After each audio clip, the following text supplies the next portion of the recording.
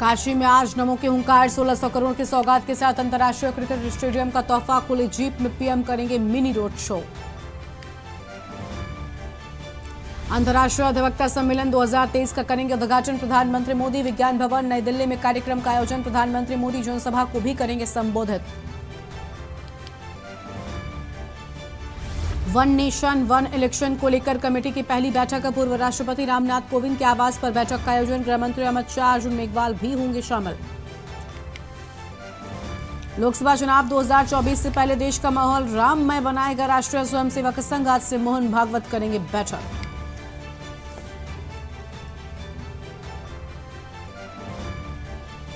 भारत की मेजबानी में 5 अक्टूबर से वर्ल्ड कप, आईसीसी ने की प्राइज मनी की घोषणा, वर्ल्ड कप 2023 में $10 मिलियन इनामी राशि। यूपी, एमपी और छत्तीसगढ़ समेत कई राज्यों में भारी बारिश, मौसम विभाग ने यूपी, एमपी समेत 12 राज्यों में किया अलर्ट, गर्मी से मिलेगी राहत। आप देख रहे हैं की न्यूज, खबरों का सारथी। नमस्कार, लाइव न्यूज में आप सभी का स्वागत है। मैं हूं आपके साथ गरिमा वाजपेयी। अहम खबर से करते हैं बुलेटिन की शुरुआत। वाराणसी के दौरे पर आज प्रधानमंत्री नरेंद्र मोदी 12:30 बजे काशी के बाबतपुर एयरपोर्ट पहुंचेंगे पीएम। और 9 साल में काशी का यह 42वां दौरा है।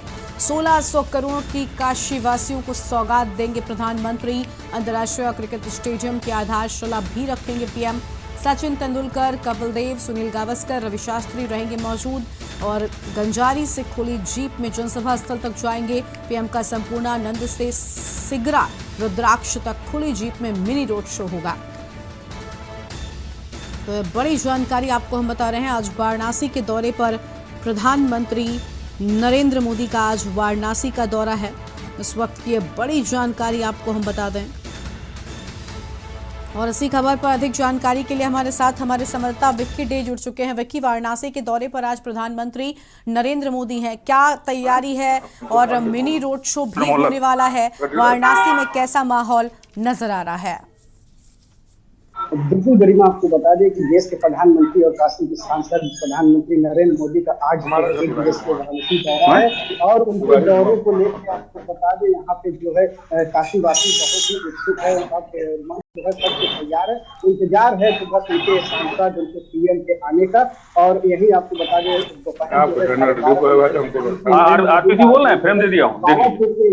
होगा, उसके बाद वो सीधे एयरपोर्ट से जो है जनसभा स्थल गंजारी पहुंचेंगे, जहाँ पे स्टेडियम का वो आधारशिला रखेंगे और उनके साथ जो है सचिन तेंदुलकर, क्रिकेट के मास्टर ब्लास्टर सचिन तेंदुलकर, सुनील गावस्कर सभी लोग मौजूद होंगे।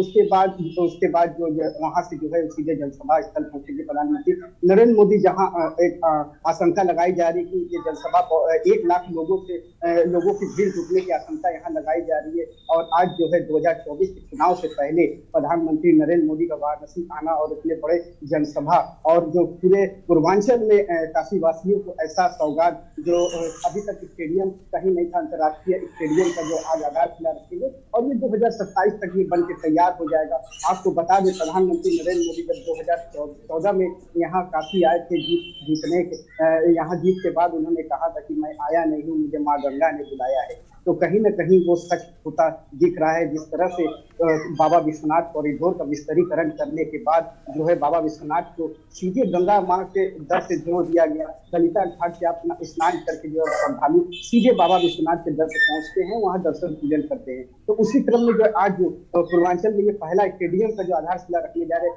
वो भी जो कहीं न कहीं जो सिर्फ थीम पे जो पूरा रूपरेखा इसका तैयार किया गया। सिर्फ थीम पे जो उसके पवेलियन है वो डमरू के आकार में रहेंगे, इसके जो लाइट है फ्लड लाइट त्रिशूल के आकार में रखे गए हैं और जो बेलपत्र शिव जी को चढ़ाए जाते हैं बहुत ही अतिप्रिय माना जाता है। उसके डिजाइन इसके जो मुख्य द्वार है स्टेडियम पे वो रखा जाएगा और बाहरी दीवारों पे जो है 84 घाटों के नजारे मिलेंगे। तो एक अद्भुत नजारा होगा काशी वासियों को जब ये 2027 में ये बन के तैयार होगा और जो क्रिकेटर आएंगे जो यहाँ पे खेलने जब मैच होगा इंटरनेशनल मैच, कहीं न कहीं जो विकास की जो गति है वो तीव्र गति से आगे बढ़ेगी। रोजगार के अवसर भी मिलेंगे, उसके आसपास जो होटल है सभी चीजें अब धीरे धीरे बनने लगेंगे। तो और उसके बाद आज एक अहम और जो है अटल आवासीय 16 मंडलों में अटल आवासीय विद्यालय का भी वो लोकार्पण करने जा रहे हैं। जिन बच्चों को कोविड काल में माता पिता का साया सर से उड़ गया है, जो अनाथ हो गए हैं, जिनके माता या पिता किसी एक वहाँ देहांत स्वर्गवास हो गया था, उन बच्चों को निःशुल्क शिक्षा, रहना, खाना इन विद्यालयों में दिया जाएगा।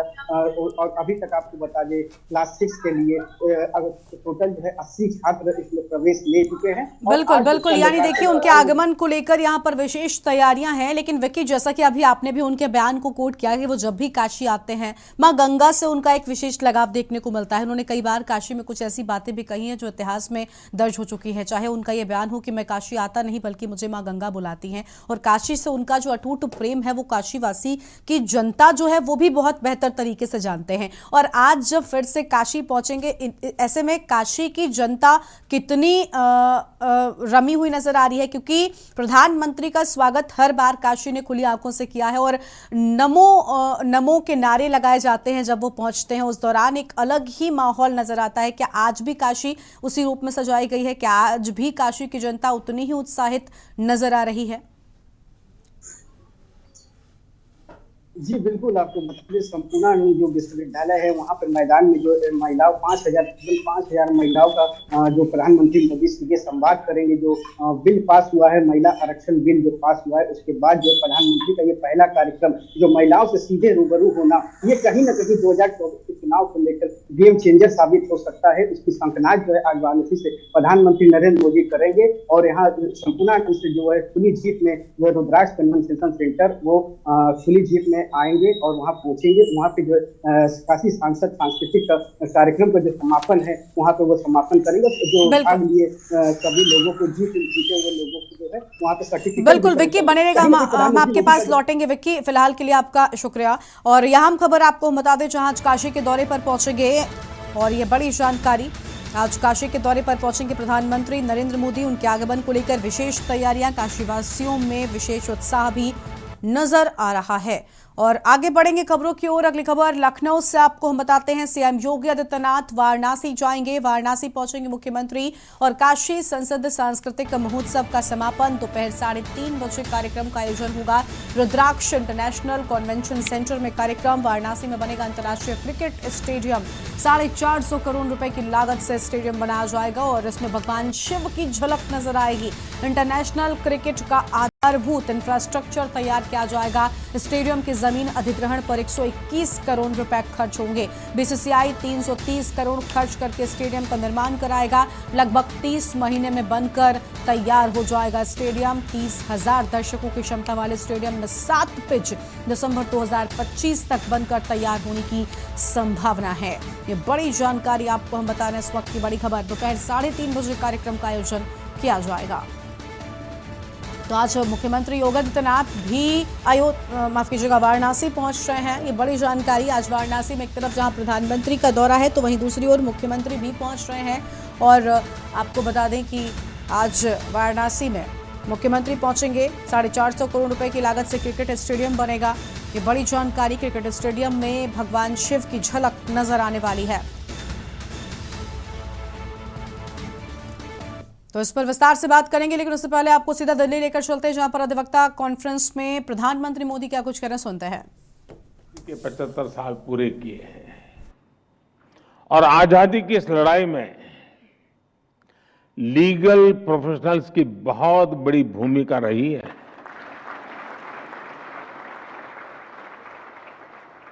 आजादी की लड़ाई में अनेकों वकीलों ने चलती हुई वकालत छोड़ करके राष्ट्रीय आंदोलन का रास्ता चुना था। हमारे पूज्य राष्ट्रपिता महात्मा गांधी, हमारे संविधान के मुख्य शिल्पी बाबा साहब आम्बेडकर, देश के पहले राष्ट्रपति डॉक्टर राजेंद्र प्रसाद, देश के पहले प्रधानमंत्री पंडित जवाहरलाल नेहरू, देश के पहले गृह मंत्री सरदार वल्लभ भाई पटेल, आजादी के समय देश को दिशा देने वाले लोकमान्य तिलक हो, वीर सावरकर हो, ऐसे अनेक महान व्यक्तित्व भी वकील ही थे।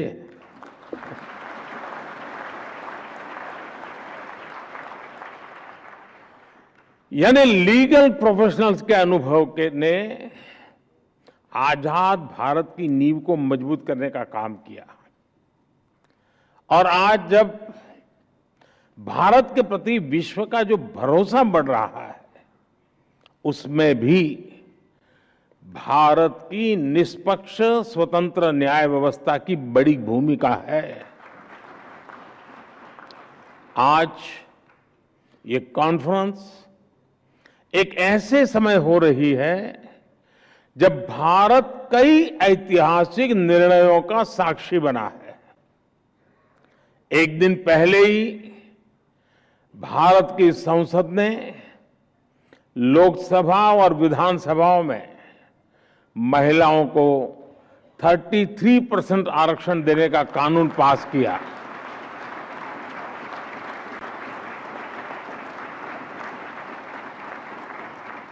नारी शक्ति वंदन कानून भारत में विमेन लेड डेवलपमेंट की नई दिशा देगा, नई ऊर्जा देगा।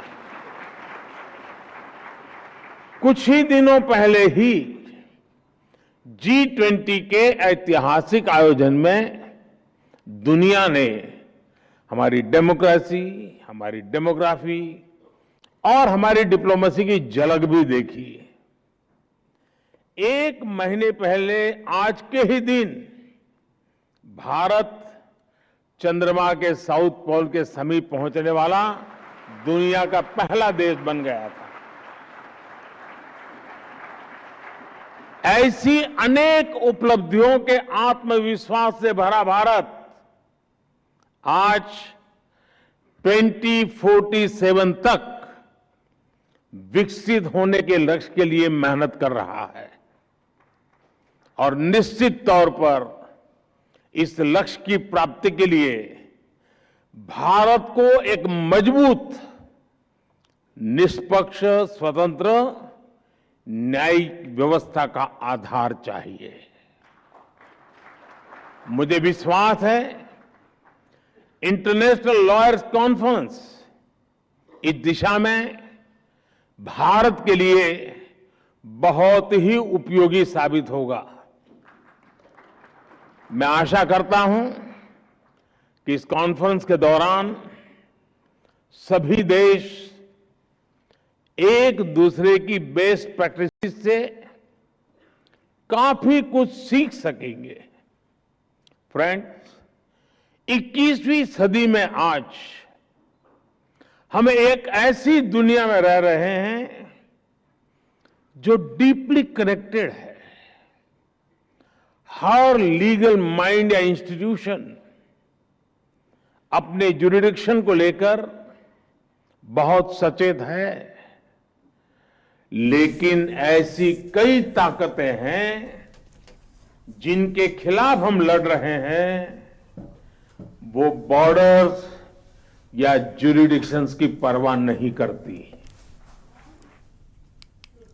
तो नई दिल्ली से आप सुन रहे थे प्रधानमंत्री नरेंद्र मोदी को, जिनकी ओर से लॉयर्स कॉन्फ्रेंस में अहम बातें कही जा रही थी। यह अहम खबर आपको हम बता रहे थे और अब आगे बढ़ेंगे खबरों की ओर।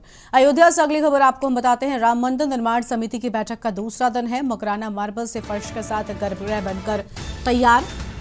राम मंदिर के भूतल में मकराना मार्बल से बन रहा फर्श, मंदिर में परकोटे के मुख्य द्वार समेत निर्माण, यात्री सुविधा केंद्र, जन्मभूमि पथ को तैयार करने के लिए नवंबर तक का समय। निर्माण समिति के चेयरमैन ने तय की डेडलाइन। ये बड़ी जानकारी आपको हम बता रहे हैं। इस वक्त की आम खबर आपको हम बता दें, जहां डेडलाइन तय किए जाने की बात सामने आई है।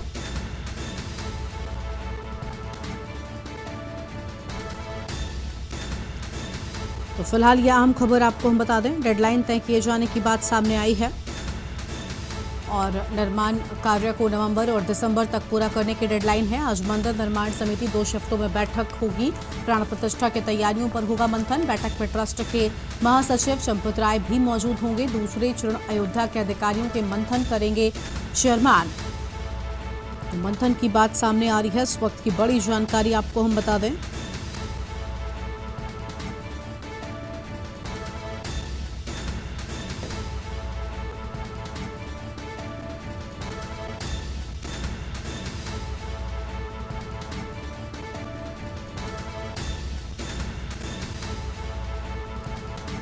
तो फिलहाल ये अहम खबर, मकराना मार्बल से फर्श के साथ गर्भगृह बनकर तैयार किए जाने की बात। यह अहम खबर आपको हम बता रहे हैं, इस वक्त की बड़ी जानकारी।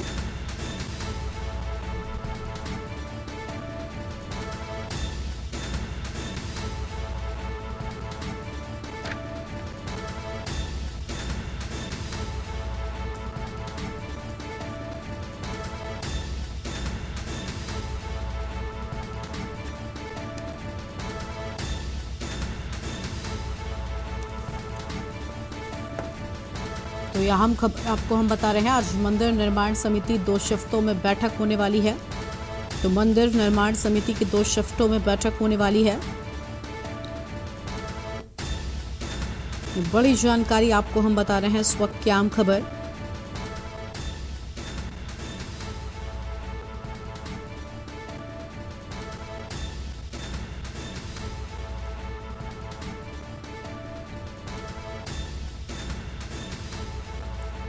तो यह अहम जानकारी आपको हम बता दें, अयोध्या से राम मंदिर निर्माण समिति की बैठक से जुड़ी बड़ी जानकारी।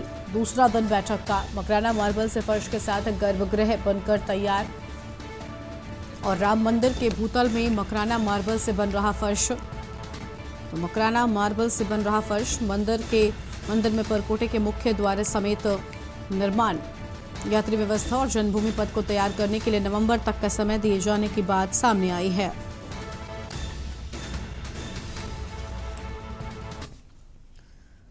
लखनऊ से अगली बड़ी खबर आपको हम बता दें, जहां पर 25 सितंबर को डीजीपी विजय कुमार समीक्षा बैठक करेंगे और कानून व्यवस्था की समीक्षा करेंगे डीजीपी विजय कुमार। तो इस खबर का विस्तार से रुख करते हैं, लेकिन उससे पहले आम खबर एक बार आपको हम फिर बताते हैं। अयोध्या से खबर, जहां पर प्राण प्रतिष्ठा की तैयारियों पर मंथन होगा। तो प्राण प्रतिष्ठा की तैयारियों पर मंथन की बात, ये बड़ी जानकारी आपको हम बता रहे हैं। बैठक में ट्रस्ट के महासचिव चंपत राय भी मौजूद रहेंगे। ये बड़ी जानकारी आपको हम बता दें। दूसरे चरण अयोध्या के अधिकारियों के साथ मंथन करेंगे। अयोध्या से खबर, राम मंदिर निर्माण समिति की बैठक का दूसरा दिन।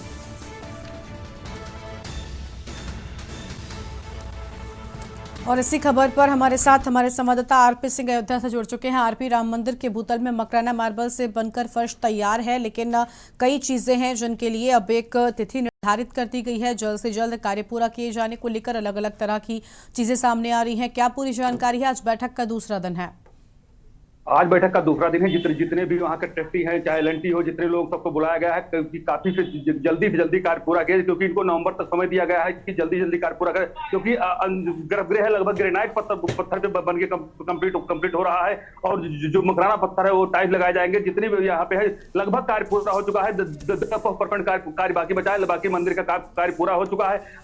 जितने पथ बने हैं उनको भी कार्य बहुत तेजी से लाया जा रहा है। उस पर भी कल जो है निपेंद्र मिश्रा जी ने पैदल चल करके जो है राम जन्मभूमि पथ हो, चाहे वो जितने पथ भी हैं सब पे सर्वे किए हैं। जहां पे कमियां हैं, अभी मेन गेट बनाया जाना है, जो उसके लिए भी तैयारी चल रही है। तो कहीं ना कहीं ट्रस्ट बैठ करके पूरी मीटिंग कर रहा है, कहीं ना कहीं कोई भी जो जितनी कमियां हैं जल्दी पूरी की जाए। जी गरिमा जी।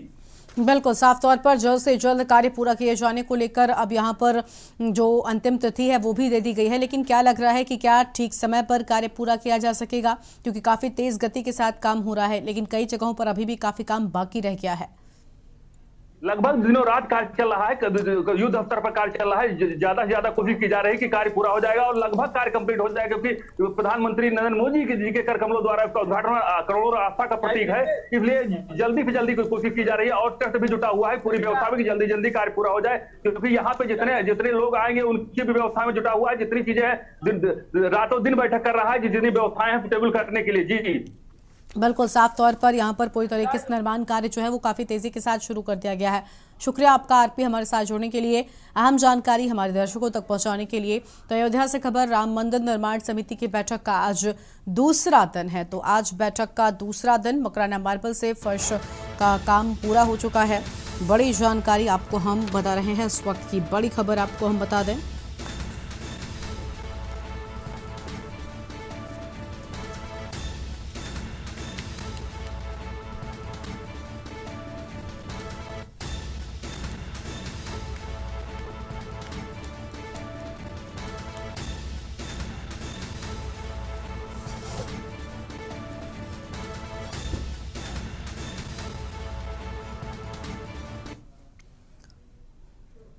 आगे बढ़ते हैं खबरों की ओर। अगली खबर लखनऊ से आपको हम बताते हैं 25 सितंबर को डीजीपी विजय कुमार समीक्षा बैठक करेंगे।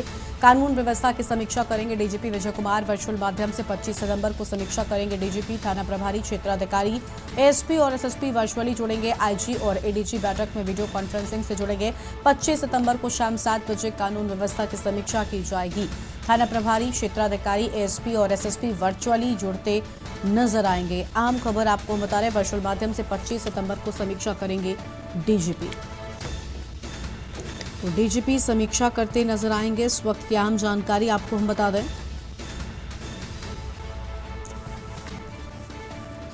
आईजी और एडीजी बैठक में वीडियो कॉन्फ्रेंसिंग से जुड़ेंगे। इस वक्त की अहम खबर आपको हम बता रहे हैं।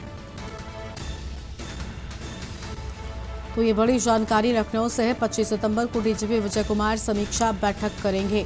तो समीक्षा बैठक होगी और इस वक्त की ये बड़ी खबर आपको हम बता रहे हैं। ये आम जानकारी आपको हम बता दें।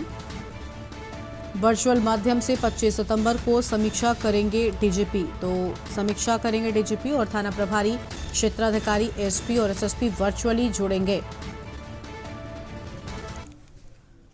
आगे बढ़ते हैं खबरों की ओर। अगली खबर मथुरा से आपको हम बताते हैं, जहां पर रावल गांव और बरसाना में वृषभान दुलारी राधा रानी का जन्मोत्सव धूमधाम से मनाया जा रहा है। इस मौके पर ब्रह्म मुहूर्त में श्री राधा रानी का पंचामृत से अभिषेक किया गया। राधा रानी के जन्मोत्सव के साक्षी बनने के लिए श्रद्धालुओं का हुजूम उमड़ पड़ा है। जन्मोत्सव होते ही राधा रानी के जयकारों से मंदिर प्रांगण गूंज उठा। इस अवसर पर सुरक्षा के पुख्ता इंतजाम भी किए गए और श्री राधा रानी का जन्म भादों के शुक्ल पक्ष की अष्टमी को अनुराधा नक्षत्र तथा मूल नक्षत्र में हुआ। मूल नक्षत्र में जन्म लेने से राधा रानी के मूल शांति के लिए सेवायतों ने रात 2 बजे 27 कुओं के जल, 27 पेड़ों की पत्ती, 27 तरह की औषधियां, 27 मेवा और 27 ब्राह्मण सोने चांदी की मूल मुलनी और कांस्य के बने तेल के छाया पात्र के साथ हवन किया। दूध, दही, शहद, बूरा, इत्र, घी, गुलाब जल, गोघृत, पंचमेवा, पंच नवरत्न केसर से श्री जी का अभिषेक भी किया है। कि यहाँ 6500 वर्ष पूर्व राधा रानी का प्राकट्य हुआ, जो कि बाद में बरसाने गई। जो निज स्थान है राधा रानी का प्राकट्य स्थल है वो रावल है। कहते हैं कि ब्रज में रावल सुंदर ग्रामा, यहाँ प्रगति प्रिया पूर्ण गामा, कीरत कन्या भानु दुलारी, श्री दामा व्यायात ज्ञानी। यानी जो राधा रानी का जो प्राकट्य निज स्थल है वो रावल है। यहाँ पे बड़ी धूमधाम से जन्मोत्सव मनाया जाता है। बड़ी दूर से यहाँ श्रद्धालु आते हैं। सुबह यहाँ अभिषेक हुआ है अभी, तो 101 केजी दूध दही से यहाँ पे जो ब्रजवासियों के घर से लाके जो दूध दही से पंचामृत से अभिषेक होता है।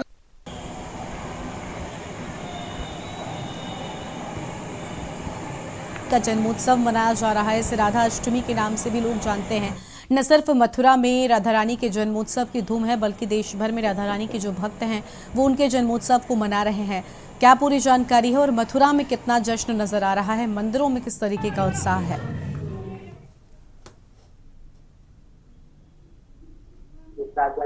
जी बिल्कुल, मैं आपको बता दूं, अगर बात करें अगर मथुरा की, तो मथुरा में जो राधा रानी का जो जन्मोत्सव है बड़े धूमधाम से मनाया गया। आपको बता दूं कि ब्रह्म मुहूर्त को 5 बजे राधा रानी का जन्मोत्सव बड़े धूमधाम से मनाया गया और जन्म होने के बाद में राधा रानी का अभिषेक किया गया, जिसमें मैं आपको बता दूं कि पंचामृत से जो है राधा रानी का अभिषेक किया जा रहा है। तस्वीरों में देख सकते हो कि साफ तरीके से राधा रानी का जो अभिषेक जो किया जा रहा है उसको देखने के लिए जो श्रद्धालु है वो कितने मकबूत नजर आ रहे हैं। और जो श्रद्धालुओं का जो सैलाब है वो मथुरा में वो उमड़ रहा है। और आपको ये भी बता दूं कि सुरक्षा व्यवस्था की अगर बात करें तो पुख्ता इंतजाम भी किए गए हैं, क्योंकि आसपास से नहीं बल्कि देश विदेशों से यहाँ पे लोग पहुंचते। जन्माष्टमी के बाद राधाष्टमी, जन्माष्टमी पे लोग आते हैं और जिसके बाद में राधाष्टमी का इंतजार रहता है और वो इंतजार आज खत्म हुआ है। तो आज जो राधा रानी का जो अभिषेक किया गया उनका साक्षी बनने के लिए तमाम जो लाखों श्रद्धालु को रावल और बरसाना पहुंचे, जहां पे उन्होंने अपने आराध्य के दर्शन कर और उनका जो अभिषेक देखा और दर्शन किए। और उसके बाद में जो श्रद्धालुओं को सैलाब है वो उमड़ रहा है। और मैं आपको बता दूं ये रावल और बरसाना के साथ साथ में जो छोटे छोटे मंदिरों में उन मंदिरों में भी बड़े धूमधाम से राधा रानी का जन्मोत्सव मनाया गया। तमाम जो श्रद्धालु वो भक्ति में सराबोर नजर आए। जी बिल्कुल साफ तौर पर श्रद्धालु भक्ति में सराबोर नजर आ रहे हैं। राधा रानी का जन्मोत्सव बड़े ही धूमधाम से मनाया जा रहा है। लेकिन अब एक सवाल ये भी करना चाहेंगे कि क्या कृष्ण मंदिरों में भी राधा रानी के जन्मोत्सव के मौके पर भारी भीड़ नजर आ रही है? क्योंकि भगवान कृष्ण और राधा रानी का रिश्ता अटूट प्रेम को दर्शाता है और जो कृष्ण को मानते हैं वो राधा रानी को भी उतना ही मानते हैं। क्या इस मौके पर कृष्ण के भक्त पहुंच रहे हैं मंदिरों में? जी बिल्कुल, क्योंकि दोनों का जो प्रेम है वो बड़ा अटूट था और कृष्ण ने अपने नाम से पहले राधा को प्रदान दिया था कि मेरे नाम से पहले आपका नाम जोड़ा जाएगा। तो बड़ा एक दोनों का अटूट संगम है। इसके साथ साथ में कृष्ण मंदिरों में भी भीड़ देखने को मिली। श्रद्धालु जो है लगातार राधा और कृष्ण दोनों के दर्शन करके अपने आप को धन्य मान रहे हैं। मथुरा में, ब्रज में जितने भी मंदिर है सभी में बड़े धूमधाम से राधा का जन्मोत्सव मनाया जा रहा है और उस जन्मोत्सव का आनंद लेने के लिए आसपास से नहीं बल्कि दूर दराज से जो श्रद्धालु वो पहुंच रहे हैं। और आज पूरे दिन राधाष्टमी की मंदिरों में धूम रहती है और जो उस धूम का आनंद लेने के लिए श्रद्धालु वहां पहुंचते हैं। जी बिल्कुल, बहुत शुक्रिया अभिनय आपका हमारे साथ जोड़ने के लिए, अधिक जानकारी हमारे दर्शकों तक पहुंचाने के लिए। अहम खबर आपको हम बता दें, आज राधा रानी का जन्मोत्सव बड़े ही धूमधाम से मनाया जा रहा है। मथुरा में मंदिरों में रौनक नजर आ रही है। तस्वीरें भी आपको हम दिखा रहे हैं। राधा रानी के जन्मोत्सव के मौके पर विशेष तैयारियां और विशेष पूजा अर्चना राधा रानी के नाम की जा रही है। और आगे बढ़ेंगे खबरों की ओर। आगरा से अगली बड़ी खबर आपको हम बताते हैं, जहां पर चलते चीनी से भरे ट्रक में आग लग गई और आगरा की तरफ से अलीगढ़ की तरफ ये जा रहा था ट्रक। अचानक ही पिछले हिस्से में आग लग गई। पुलिस ने तत्काल फायर ब्रिगेड को सूचना दी। मौके पर पहुंची फायर ब्रिगेड ने आग पर काबू पाया। थाना खंदौली के पोइया चौराहे का ये पूरा मामला बताया जा रहा है।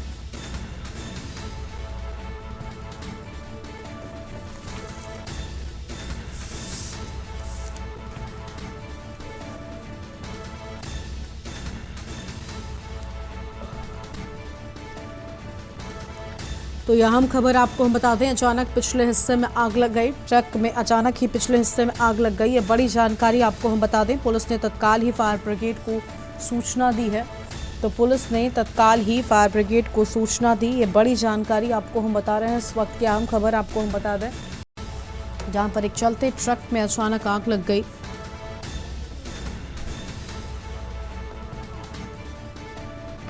और आगरा से खबर, हालांकि पुलिस ने तुरंत ही फायर ब्रिगेड को सूचना दी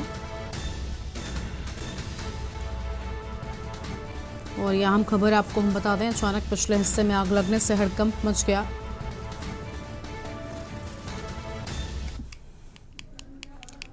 और अब आगे बढ़ते हैं खबरों की ओर। अगली बड़ी खबर आपको हम बताते हैं अमरोहा से, जहां पर तेज रफ्तार का कहर जारी है। डग्गामार पुल की रेलिंग तोड़कर सोत नदी में गिरी गाड़ी में बैठे 8 सवारी गंभीर रूप से घायल हो गए हैं। घायलों को निजी अस्पताल में भर्ती कराया गया। पुलिस ने सोत नदी से गाड़ी को बाहर निकाला है। डिडौली क्षेत्र के कस्बा जोया NH9 का ये पूरा मामला बताया जाता है। तो NH9 का पूरा मामला है, जहां तेज रफ्तार का कहर देखने को मिला है। तो तेज रफ्तार का कहर देखने को मिला। बड़ी जानकारी आपको हम बता दें, डग्गामार पुल की रेलिंग तोड़ते हुए सोत नदी में गिरी गाड़ी। और इस वक्त की ये बड़ी जानकारी आपको हम बता रहे हैं।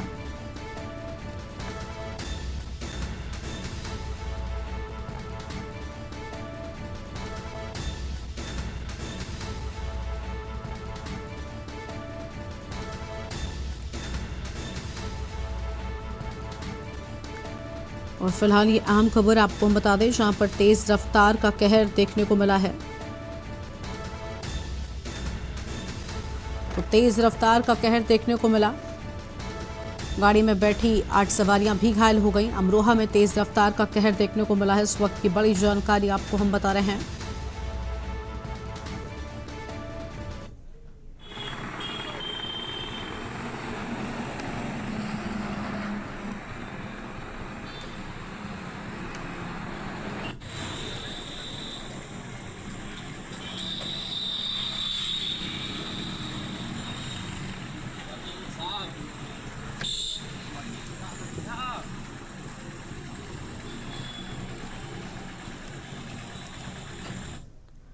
और अलीगढ़ से अगली बड़ी खबर आपको हम बताते हैं, जहां पर एमयू छात्र नेता फरहान जुबैरी को गिरफ्तार किया गया है। 2 अलग अलग मुकदमों में फरार चल रहे छात्र नेता को गिरफ्तार किया गया। बदायूं निवासी छात्र नेता पर कुल 14 मुकदमे दर्ज हैं। देर रात से एएमयू में छात्रों का हंगामा देखने को मिला है। एएमयू के गेट बंद कर छात्र धरने पर बैठ गए हैं। ये बड़ी जानकारी आपको हम बता दें, छात्र धरने पर बैठे हैं। और अलीगढ़ से खबर, एएमयू छात्र नेता फरहान जुबैरी को गिरफ्तार कर लिया गया है। तो एएमयू के छात्र नेता फरहान जुबैरी को गिरफ्तार किया गया है। इस वक्त की बड़ी जानकारी आपको हम बता रहे हैं।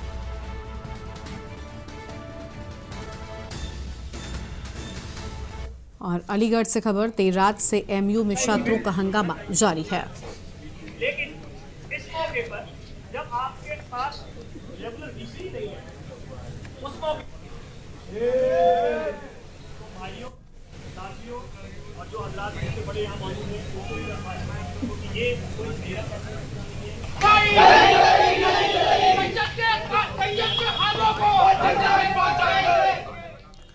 और एटा से अगली बड़ी खबर आपको हम बता दें, मेडिकल कॉलेज का मानवीय चेहरा, प्रसव पीड़ा से तड़पती पत्नी को छोड़कर भागा पति। पत्नी और मासूम बेटी को छोड़कर पति भाग गया। तड़पती महिला को मेडिकल कॉलेज स्टाफ ने कराया भर्ती। मेडिकल कॉलेज जीटी रोड का ये पूरा मामला बताया जा रहा है। प्रसव पीड़ा से तड़पती पत्नी को छोड़कर पति भाग गया। हालांकि अस्पताल के लोगों ने महिला को भर्ती कराया और तड़पती महिला को मेडिकल कॉलेज स्टाफ ने भर्ती कराया है। ये बड़ी खबर आपको हम बता दें, प्रसव पीड़ा से तड़पती पत्नी को छोड़कर पति वहां से भाग गया।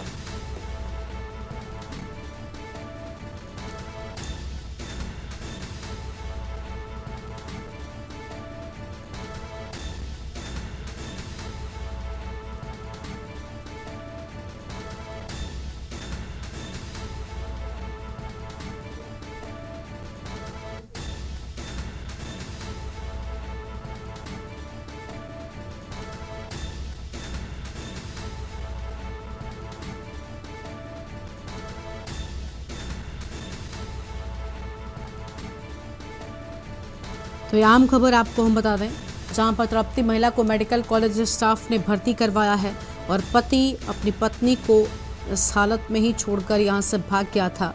लेकिन अस्पताल के लोगों ने उसे अस्पताल में भर्ती कराया, इसका इलाज शुरू किया जा सका। ये अहम खबर आपको हम बता रहे हैं।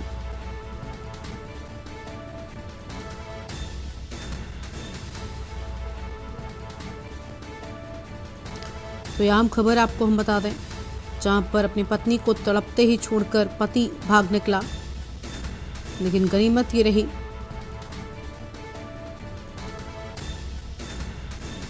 कि अस्पताल प्रशासन के लोगों ने उस अस्पताल में भर्ती कराया।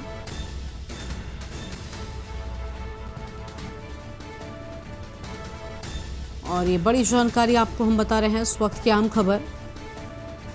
प्रसव पीड़ा से तड़पती पत्नी को छोड़कर भागा पति। इस वक्त की बड़ी जानकारी एटा से है। मेडिकल कॉलेज का मानवीय चेहरा सामने आया है। पत्नी और मासूम बेटी को छोड़कर भागा पति। महिला दर्द से तड़पती रही, जिसके बाद अस्पताल प्रशासन के लोग आए, उन्होंने मदद की और महिला को अस्पताल पहुंचाया है।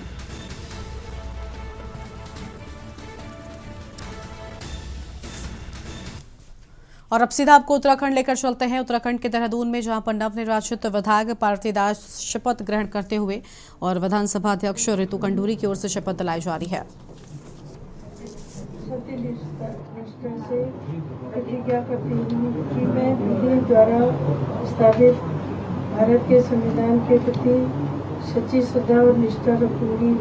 मैं भारत की प्रभुता और अखंडता अक्षुण्ण रखूंगी तथा जिस पद को मैं ग्रहण करने वाली हूँ उसके कर्तव्य का श्रद्धापूर्वक निर्वहन करूंगी।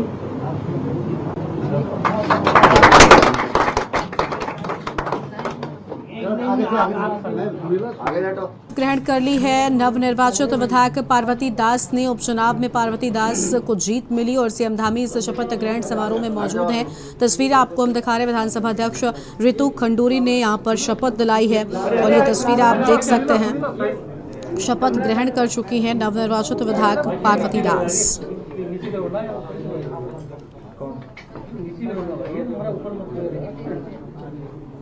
तो ये तस्वीरें आपकी टीवी स्क्रीन पर देहरादून से सीएम पुष्कर सिंह धामी को भी आप देख रहे हैं, इस कार्यक्रम में पहुंचे हुए हैं।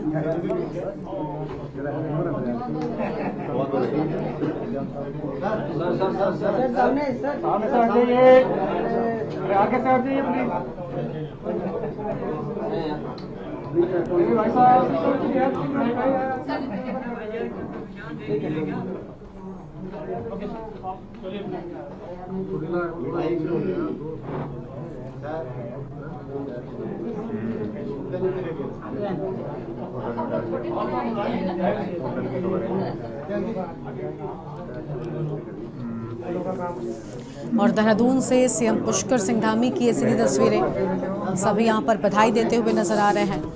पार्वती दास का शपथ ग्रहण कार्यक्रम।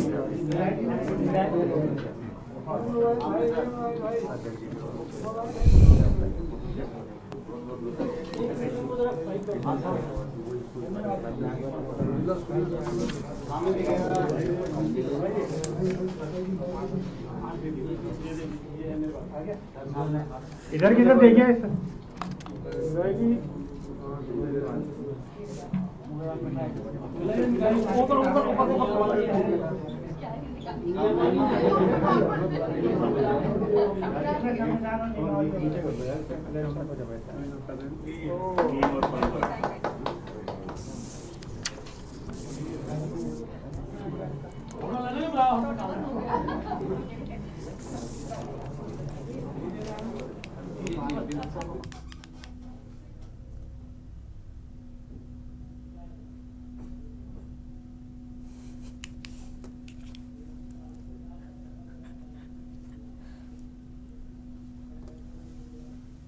और आगे बढ़ेंगे खबरों की ओर। अगली खबर है भिवानी से, जहां पर महिला आरक्षण बल को लेकर जेपी दलाल ने बयान दिया और ये मोदी का ऐतिहासिक कदम है। इसके लागू होने से महिलाओं को उनका हक मिलेगा। उन्होंने कहा कि इससे महिलाएं काफी खुश हैं। साथ ही दावा किया कि आरक्षण अगले चुनाव में लागू हो जाएगा। अभी लागू किया तो उसको लेकर सीटों के रिजर्वेशन को लेकर विपक्ष आरोप लगाएगा। ऐसे में सीटों का रिजर्वेशन चुनाव आयोग के माध्यम से करवाया जाएगा। वहीं इंडिया गठबंधन बनने के बाद आईएनएलडी के बहाने अब बीजेपी कांग्रेस पर हावी होने लगी है। कांग्रेस आईएनएलडी को अपने साथ ले।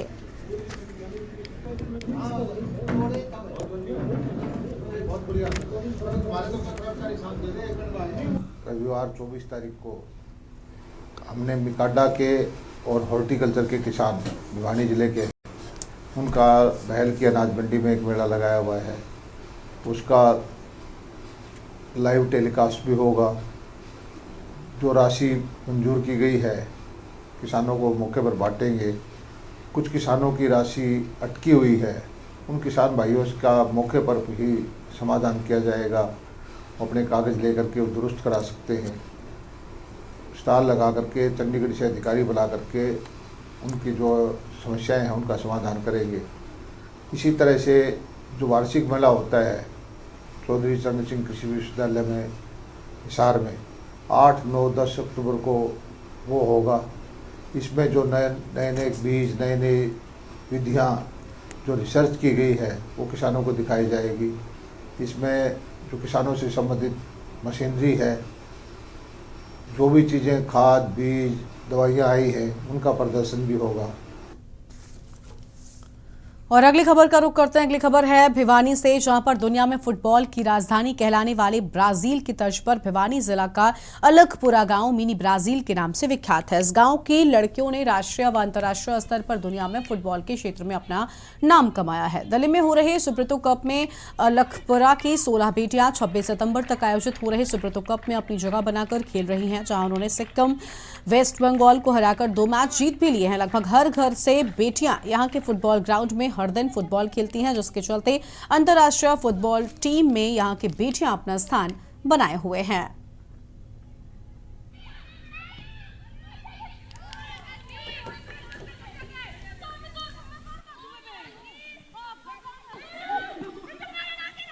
मैं स्टेट, नेशनल और अभी फीफा वर्ल्ड कप खेला मैंने। मुझे 7 साल हो गए खेलते हुए। शुरू में तो बहुत परेशानी होती थी क्योंकि पेरेंट्स की आर्थिक स्थिति थोड़ी कमज़ोर है। वो बहुत मेहनत करते हैं, तो आती हूँ ग्राउंड पे, मेरे शूज़, डाइट, और तब कुछ नेशनल खेलना, तब मुझे स्कॉलरशिप मिली, तब मैंने थोड़ी पेरेंट्स की हेल्प हेल्प की। बंदी नहीं है, वो खेलने के लिए बाहर भी जाते हैं, अच्छे से मतलब हर एक ग्रामवासी का सहयोग है। और हमको तो यही ईश्वर से प्रार्थना करते हैं कि हमारी बेटियां यूं ही खेलती रहें और आगे बढ़ती रहें। रोहतक हाल ही में सेना भर्ती रैली के लिए चुने गए उम्मीदवारों को ट्रेनिंग सेंटर पर भेजने के लिए अंतिम दस्तावेजीकरण का कार्य भर्ती कार्यालय रोहतक में शुरू किया जा चुका है। भर्ती कार्यालय के निदेशक कर्नल दीपक कटारिया ने इस बारे में जानकारी देते हुए कहा कि अंतिम दस्तावेजीकरण का कार्य 21 सितंबर को शुरू हुआ था, जो कि 23 सितंबर तक लगातार जारी रहेगा। उन्होंने शेष बचे उम्मीदवारों से अनुरोध किया कि दस्तावेज प्रक्रिया के लिए 23 सितंबर तक भर्ती कार्यालय रोहतक में रिपोर्ट करें। उल्लेखनीय है कि राजीव गांधी खेल परिसर रोहतक में 17 से 30 जुलाई तक आयोजित सेना भर्ती रैली में medical fit, Agniveer, GD, technical और ट्रेड्समैन उम्मीदवारों का फाइनल परिणाम घोषित किया गया था।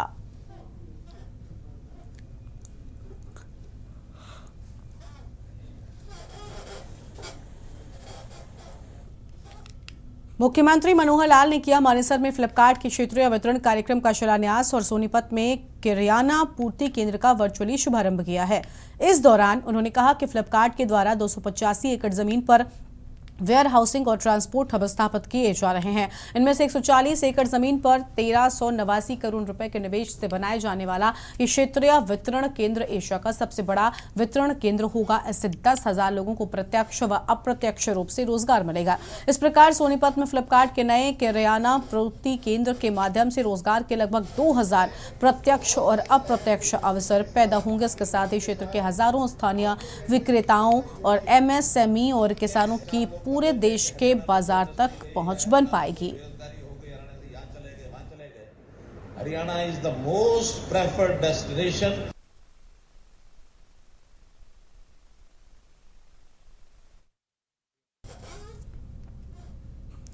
आगे बढ़ते हैं खबरों की ओर। रोहतक में हरियाणा के उप मुख्यमंत्री दुष्यंत चौटाला ग्रीवेंस कमेटी की मासिक बैठक में लोगों की शिकायतों के निपटान के लिए जिला विकास भवन पहुंचे। उन्होंने कुल 12 शिकायतें सुनी। इनमें से 5 पुरानी शिकायतें थी। अधिकारियों को मौके पर ही शिकायत के निपटान के आदेश दिए। तो वहीं डिप्टी सीएम दुष्यंत चौटाला व इनलो के अभय चौटाला पर पलटवार भी किया। इनलो के महासचिव अभय चौटाला ने रोहतक में कहा था जेजेपी की हरियाणा में जमीन खिसक चुकी है, इसलिए राजस्थान में चुनाव लड़ रहे हैं। इस पर दुष्यंत चौटाला ने जवाब देते हुए कहा जमीन किसकी खिसकी है ये सब जानते हैं। इन लोग 20 विधायकों से एक पर आ गए। उन्होंने कहा कि हमारा फेलियर नहीं है, हमारी सरकार किसानों के लिए बेहतर काम कर रही है।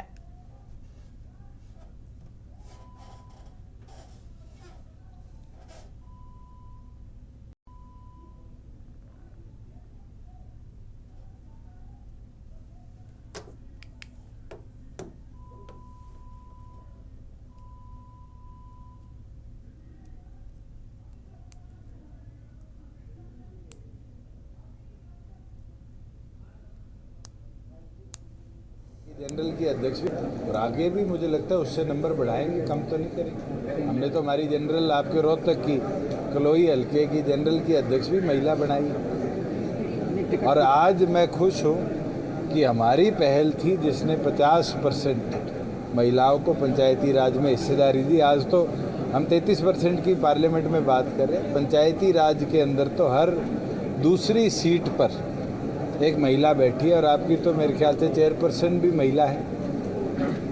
और इसके अंदर तो मुझे लगता है कि राइट कैंडिडेट हो और जितने ज़्यादा हमें मिलेंगे हम उनको मैदान में। खबर है अंबिकापुर से, जहां पर दर्रीपारा मोहल्ला में उस वक्त हड़कंप मच गया जब यूपी पुलिस अधिकारियों की अचानक ही पिटाई होने लगी। जैसे ही इसकी जानकारी मणिपुर थाना पुलिस को हुई, मौके पर पहुंची पुलिस अधिकारी और यूपी पुलिस के सब इंस्पेक्टर व अन्य पुलिसकर्मियों को अपने कब्जे में लेकर मणिपुर थाने ले आई। ओमपाक बता दें कि उत्तर प्रदेश के इटावा में हुए एक डकैती के मामले में इटावा पुलिस के सब इंस्पेक्टर सहित अन्य पुलिसकर्मी इस मामले की जांच के लिए अंबिकापुर पहुंचे थे। लोगों की माने तो यूपी पुलिस के द्वारा पहले उनके साथ बदतमीजी की गई, उसके बाद मारपीट शुरू कर दी गई और उनके वाहन में तोड़फोड़ भी करनी शुरू कर दी गई।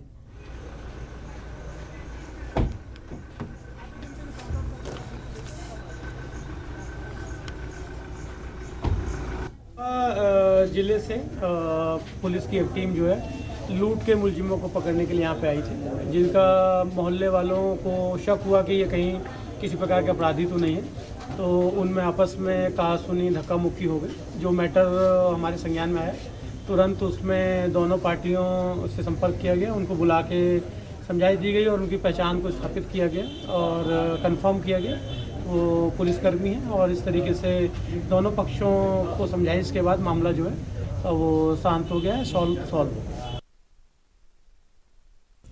अगली खबर मैहर से है, जहां पर देश के प्रधानमंत्री नरेंद्र मोदी के द्वारा महिलाओं को संसद से अधिनियम पास करवाकर महिलाओं को देश में बराबरी की हिस्सेदारी देने पर जहां पूरे प्रदेश सहित देश में महिलाएं खुशी मना रही हैं, तो वहीं मां शारदा की नगरी मैहर में भी जिला पंचायत सदस्य व भाजपा नेत्री जयंती महेश तिवारी के नेतृत्व में स्थानीय घंटाघर पर देश के प्रधानमंत्री नरेंद्र मोदी को बधाई व धन्यवाद देते हुए महिलाओं ने पटाखे फोड़े और एक दूसरे को मिठाई खिलाकर खुशी मनाई है।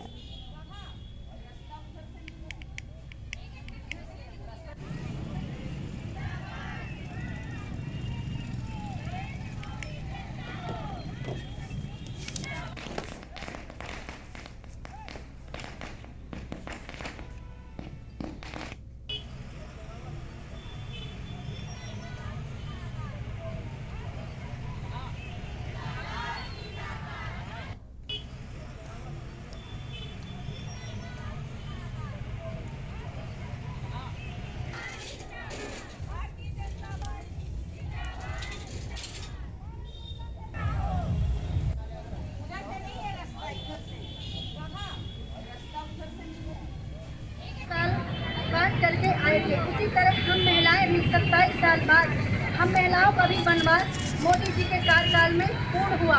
33% आरक्षण महिलाओं का बिल पास हुआ है। अब हम महिलाएं भी आगे बढ़ेंगे, देश के लिए काम करेंगे और महिलाएं जब संसद भवन में बैठेंगी तो महिलाओं की समस्या समझेंगी। इसी के साथ मैं मोदी जी का बहुत बहुत बहुत जितना भी धन्यवाद करूँ उतना कम है। नवांशहर से कांग्रेस के पूर्व विधायक अंगद सिंह सैनी द्वारा शुक्रवार को अपने निवास स्थान पर एक प्रेस वार्ता की गई, जिसमें पत्रकारों से बातचीत करते उन्होंने कहा कि नवांशहर में राजनीति का स्तर इस कदर गिर गया है कि नगर कैंसल पर अपना अधिकार जमाने के लिए सत्ताधारी पार्टी के नेता द्वारा नगर कौंसिल के चुने गए प्रधान को गैर कानूनी ढंग से बर्खास्त करवा दिया गया। यही नहीं, मौजूदा कांग्रेसी पार्षदों को विपक्ष का साथ देने के लिए धमकाया जा रहा है और उन्हें दबाव के लिए उनके निजी व्यवसाय पर विभागीय रेड भी डलवाई जा रही है। और उन्होंने कहा कि 1 अगस्त 2023 को पंजाब सरकार लोकल बॉडी द्वारा नवांशहर नगर कैंसल के प्रधान को अपने पद का दुरुपयोग करने के पद से बर्खास्त कर दिया गया, जिसके चलते सचिन दीवान ने माननीय हाईकोर्ट का सहारा लिया और ये मामला हाईकोर्ट से लंबित है। ये भी गल होंदी है हुण जद मैटर सीगा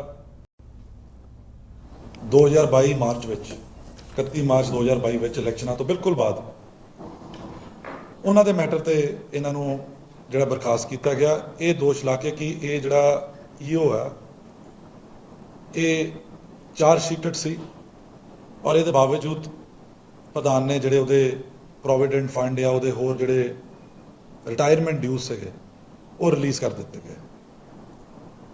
ਹਾਲਾਂਕਿ ਬੜੀ ਹੈਰਾਨਗੀ ਦੀ ਗੱਲ ਆ ਕਿ ਅਮਰੀਕ ਸਿੰਘ ਈਓ ਦੀ ਰਿਟਾਇਰਮੈਂਟ ਤੋਂ 1 ਹਫ਼ਤਾ ਪਹਿਲਾਂ ਸੈਕਟਰੀ ਲੋਕਲ ਗਵਰਨਮੈਂਟ ਦੇ ਦਫ਼ਤਰ ਚੋਂ ਚਿੱਠੀ ਆਈ ਸੀ ਕਿ ਈਓ ਜਿਹੜਾ ਰਿਟਾਇਰ ਹੋ ਰਿਹਾ ਔਰ ਇਹਦੇ ਜੋ ਬੰਦੇ ਡਿਊਜ਼ ਆ ਉਹ ਰਿਟਾਇਰਮੈਂਟ ਦੇ ਸਮੇਂ ਤੇ ਰਿਲੀਜ਼ ਕਰਾਏ ਜਾਣ।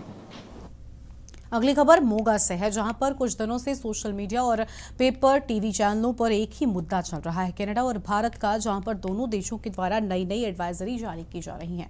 इन एडवाइजरीज को देखते हुए पंजाब के स्टूडेंट्स जो स्टडी वीजा लेकर जाना चाहते हैं उनकी चिंता बढ़ गई है। वहीं स्टूडेंट का कहना है कि बहुत से बच्चों ने भारी फीसें भरकर अपना कनाडा जाने की फाइल लगाई है। बहुत से बच्चों ने शादियां भी करवानी है और उन्होंने उधर से भारत भी आना है और एडवाइजरी के कारण वो परेशान है कि आगे आने वाले दिनों में उनका वीजा मिलेगा भी या नहीं। टीम ने उन बच्चों के साथ बातचीत की जिसमें कनाडा जाने के लिए अपने स्टडी वीजा के लिए फाइल लगाई और उनके चेहरे काफी मुरझाए हुए हैं। हमने वीजा एक्सपर्ट के साथ ही बात की तो उन्होंने कहा कि अगर भारत से लोगों पर इसका असर पड़ता है तो उससे ज्यादा कनाडा में रह रहे लोगों पर भी होगा।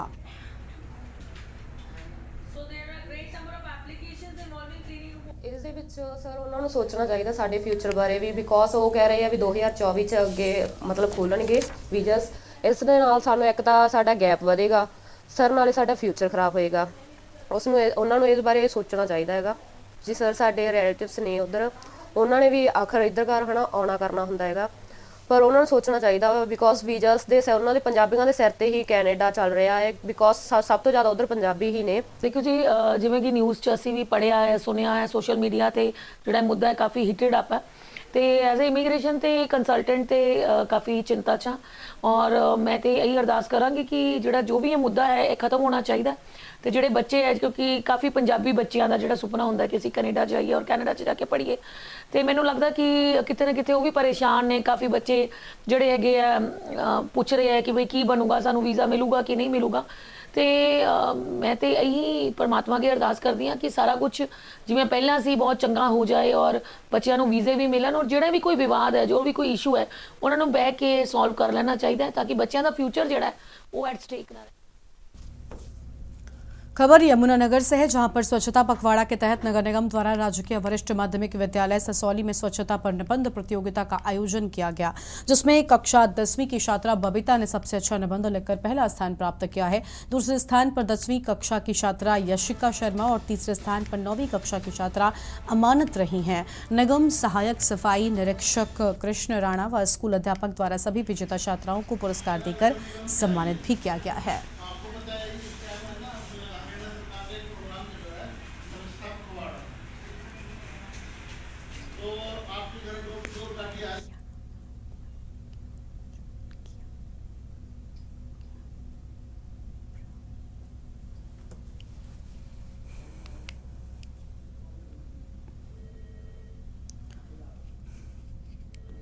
दुमका महगामा कांग्रेस विधायिका दीपिका पांडे सिंह दुमका से लौटने के क्रम में हंसडीहा में रुकी, जहां पर पार्टी कार्यकर्ताओं व समर्थकों ने विधायिका का जोरदार स्वागत किया। विधायिका ने पार्टी कार्यकर्ताओं व समर्थकों से मिल तन मन से लोकसभा चुनाव की तैयारी में जुट जाने व भाजपा को बेदखल करने की बात कही है। साथ ही उन्होंने कहा कि मेरे लिए झारखंड में कांग्रेस की मजबूती प्रदान करना लक्ष्य है। जिसके बाद विधायिका गोड्डा की ओर निकल गई और इस मौके पर प्रभाकर मिश्रा, पिंटू अंसारी, गजेंद्र कापरे, टुन्नी अंसारी, रजाउल अंसारी, इसके साथ ही कई अहम लोगों की मौजूदगी रही है।